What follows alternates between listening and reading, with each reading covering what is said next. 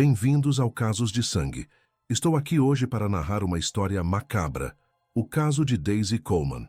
Atitudes impensadas tomadas durante a juventude podem, às vezes, comprometer todo o futuro e ter as consequências mais inesperadas e trágicas. Entrelaçam-se os destinos de várias jovens que se tornaram vítimas de sua própria inexperiência e descuido. Elas acreditavam que tudo seria logo esquecido e que a vida voltaria ao normal, mas estavam enganadas. Cada uma das estudantes foi submetida à perseguição cruel por colegas de classe e por aqueles que costumavam considerar amigos. Em 2016, um documentário chamado Audrey e Daisy contou as histórias de garotas que foram vítimas de violência e perseguição. Essas histórias aconteceram em lugares e momentos diferentes, e as garotas nem se conheciam, mas o quadro mostrava claramente que a violência psicológica é frequentemente mais difícil de superar do que a física. A família modelo. A família Coleman era numerosa, unida e bastante feliz, podendo ser considerada exemplar. Eles moravam na pequena cidade de Albany, no estado de Missouri. Os cônjuges Michael e Melinda eram casados há muitos anos e criaram 4 filhos juntos. 3 garotos chamados Charlie, Tristan e Logan, além da filha Daisy, que era a segunda filha e única menina da família. Ambos os pais trabalhavam na área da saúde. Michael era cirurgião e sua esposa veterinária. Eram considerados pessoas respeitadas em sua cidade. Todos os membros da família eram fãs de esportes e torciam pelos times locais.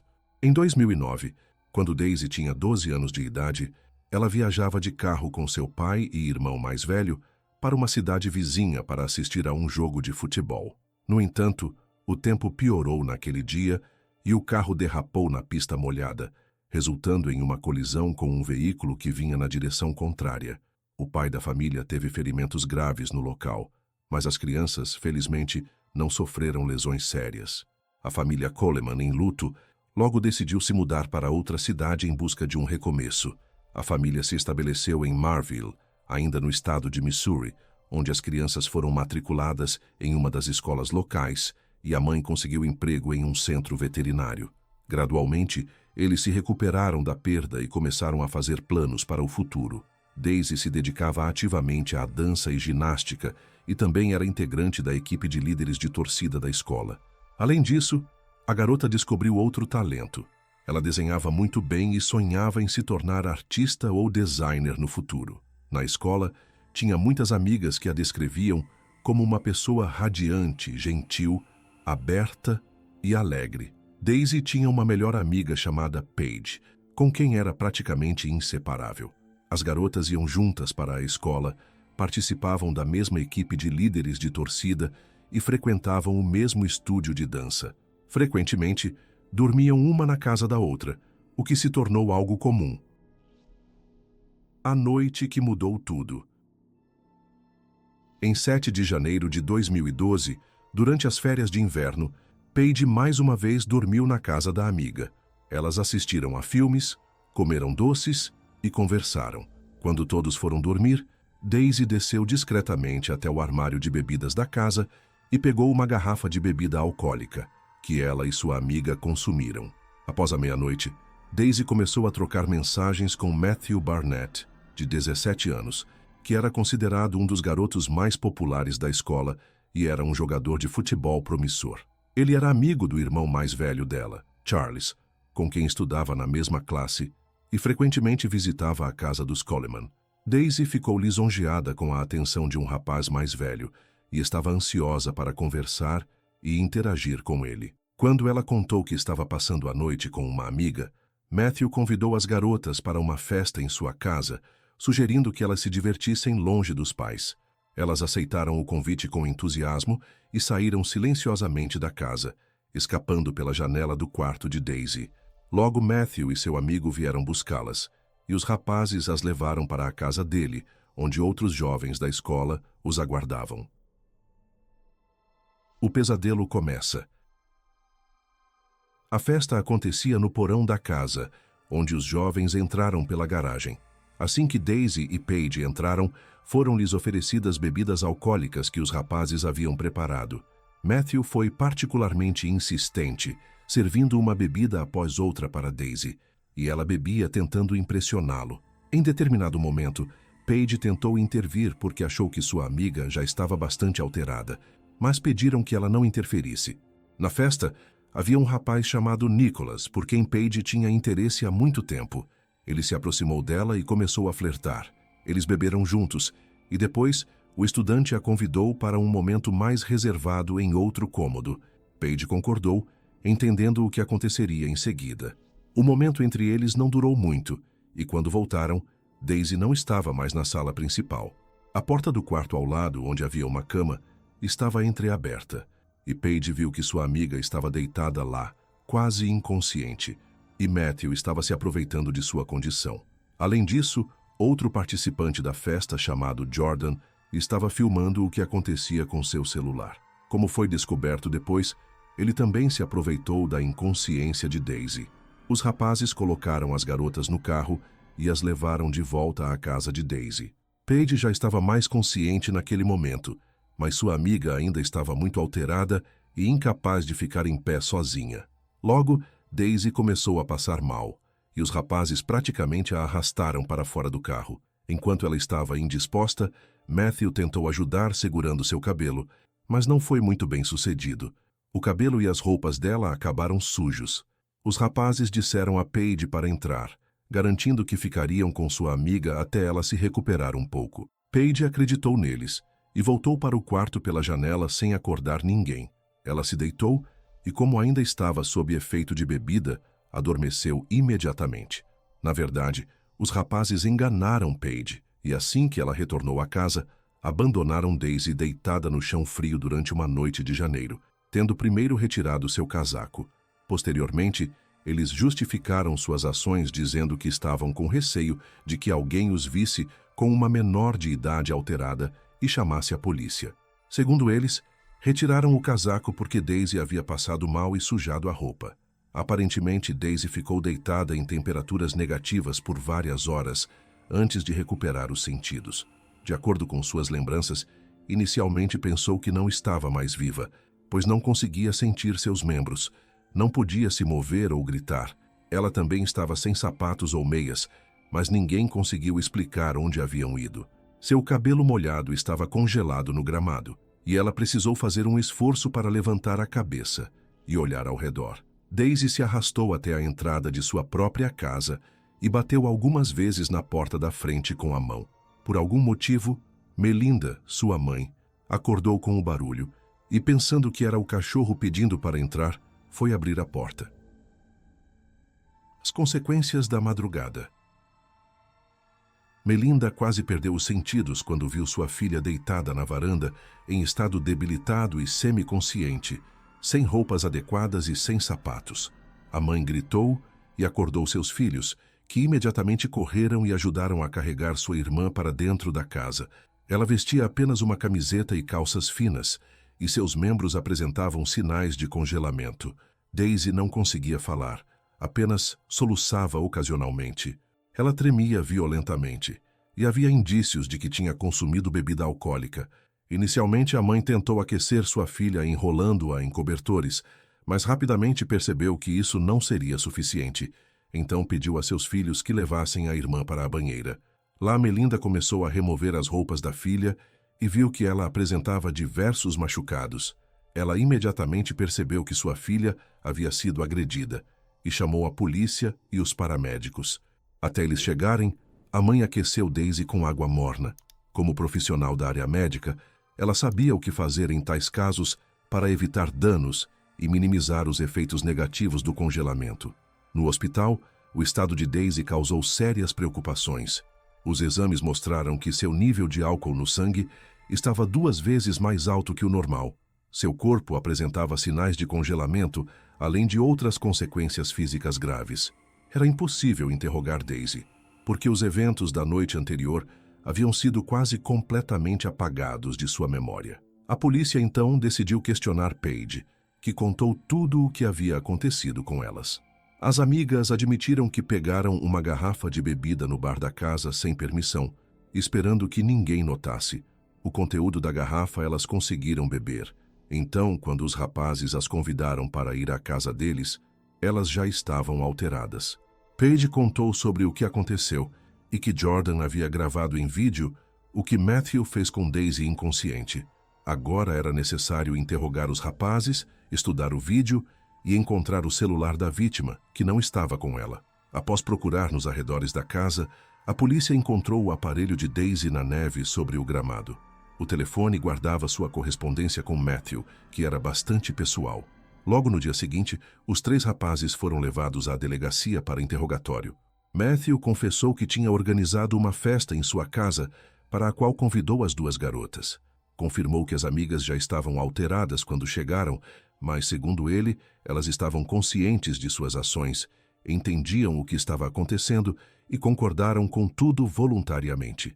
No início, Matthew negou categoricamente que tivesse oferecido bebida a Daisy, mas logo começou a se confundir em seu próprio depoimento e confessou que lhe serviu bebida para quebrar o gelo, mas insistiu que Daisy estava consciente durante todo o tempo e que tudo foi consensual. Matthew continuou dizendo que levou Daisy e Paige para casa. Daisy estava passando mal e então ele decidiu tirar seu casaco para que não sujasse. Os sapatos, segundo ele, ela mesma havia tirado por algum motivo. O jovem garantiu que quando ele e seus amigos foram embora, tinham certeza de que Daisy tinha entrado em casa. Jordan admitiu que filmou Matthew e Daisy em seu telefone e até conseguiu mostrar o vídeo para alguns amigos, mas depois decidiu apagá-lo. Nicholas também admitiu seu envolvimento com Paige e observou que ela estava de acordo com tudo. Após o interrogatório, os 3 rapazes foram detidos. Nicholas foi o único que não negou. Cooperou com a polícia e confessou tudo, sendo o primeiro a ser imediatamente enviado para um centro de detenção juvenil. Os investigadores encontraram a situação com seus amigos menos clara. O delegado local tomou o partido de Matthew e até o elogiou por ter levado as garotas para casa, mas deliberadamente omitiu o fato de que uma das amigas foi deixada no frio em estado semiconsciente após terem tirado suas roupas. Além disso, por algum motivo desconhecido, o vídeo que foi filmado por Jordan e que poderia ter ajudado a esclarecer o estado em que Daisy se encontrava, nem sequer foi tentado recuperar, considerando este detalhe irrelevante. Crucial para o julgamento foi o depoimento de Daisy, que ela deu no primeiro dia em que estava no hospital. Ela não se lembrava, como já foi dito, dos eventos daquela noite, mas quando questionada por um policial se ela mesma poderia ter oferecido algo em troca de bebida, Daisy admitiu essa possibilidade.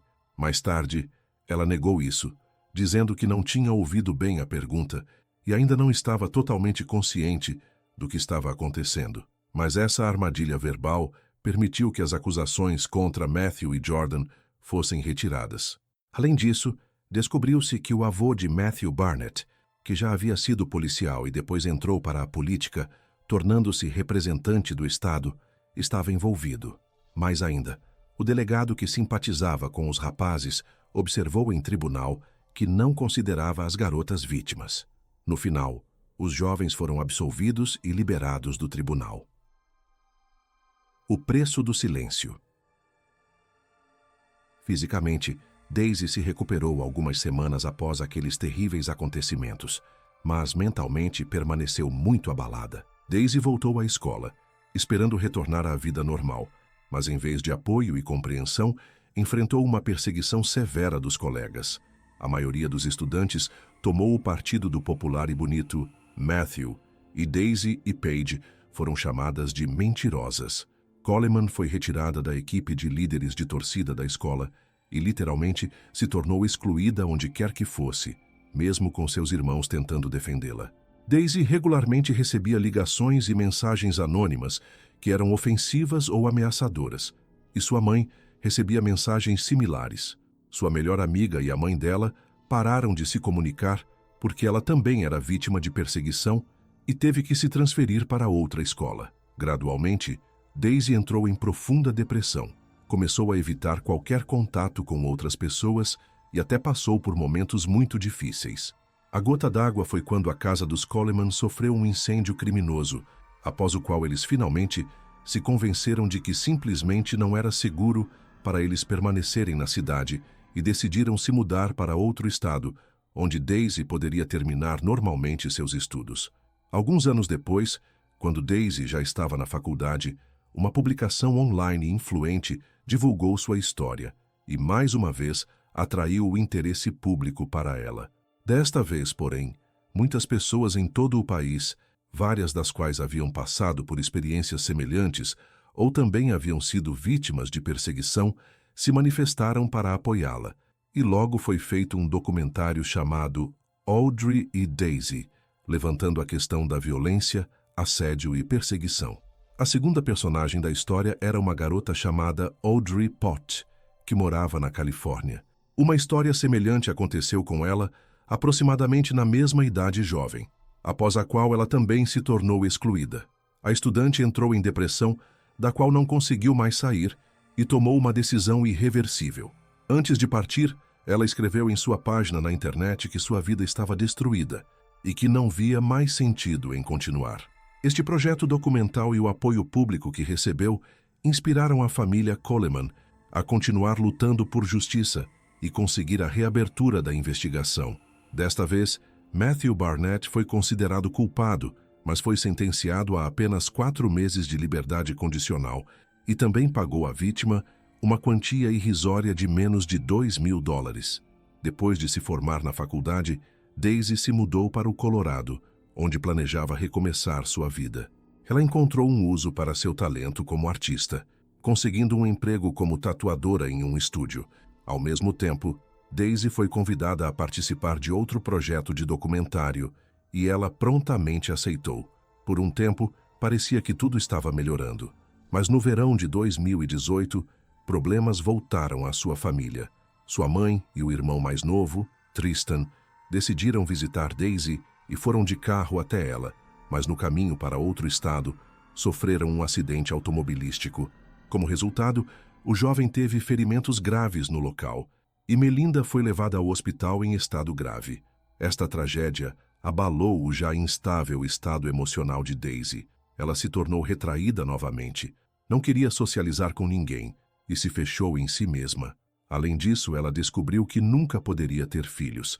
Ela encontrou algum conforto apenas em seu trabalho favorito e na criatividade, refletindo sua dor e medos em desenhos e esboços. Logo, Daisy começou a relatar que um estranho a estava perseguindo. Ela novamente recebia mensagens ameaçadoras e ofensivas, mas o pior de tudo era que ele repetidamente vinha até sua casa. Ela começou a sentir como se um pesadelo de sua vida passada tivesse retornado para perturbá-la completamente. Coleman foi à polícia várias vezes falando sobre o misterioso perseguidor e que se sentia ameaçada por ele, mas suas declarações não foram levadas a sério. Além disso, Daisy descobriu que a segunda chave de sua casa estava faltando e presumiu que o homem que a estava perseguindo a tinha roubado. Os últimos dias. Em 4 de agosto de 2020, a polícia chegou à casa de Daisy após serem chamados por Melinda. Ela não conseguia contatar sua filha e temeu o pior, então chamou ajuda pedindo que a polícia fosse verificar se estava tudo bem. Daisy estava em casa e admitiu que estava muito assustada, mas a polícia não encontrou nenhum intruso nem na casa nem nas proximidades.